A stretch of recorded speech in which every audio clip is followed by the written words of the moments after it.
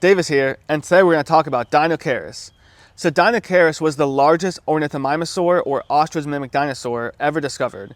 It was about 36 feet long and about 7 to 8 tons. That puts it at a similar weight to dinosaurs like Spinosaurus and Giganotosaurus, and it was only a few tons behind Tyrannosaurus.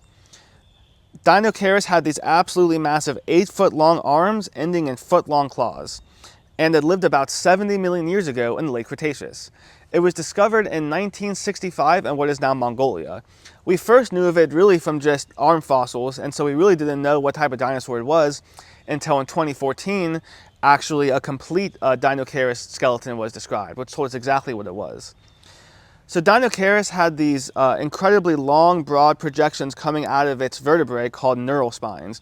And that's what tells us that it had this big humpback shape, which is very similar to a modern bison or camel. Deinocheirus had its last few tail vertebrae fused together in what's called a pygostyle-like configuration, which is very similar to modern birds, and what tells us that it probably had this big fan of tail feathers. Even though it was an absolutely massive dinosaur, Deinocheirus actually had some of its bones being hollow, which is similar to modern birds, which did reduce its weight some. Now, Deinocheirus was an omnivore.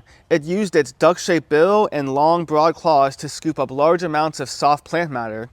And we also know that it was a piscivore, or fish eater, because we actually found fish remains in the stomach region of one of its fossils.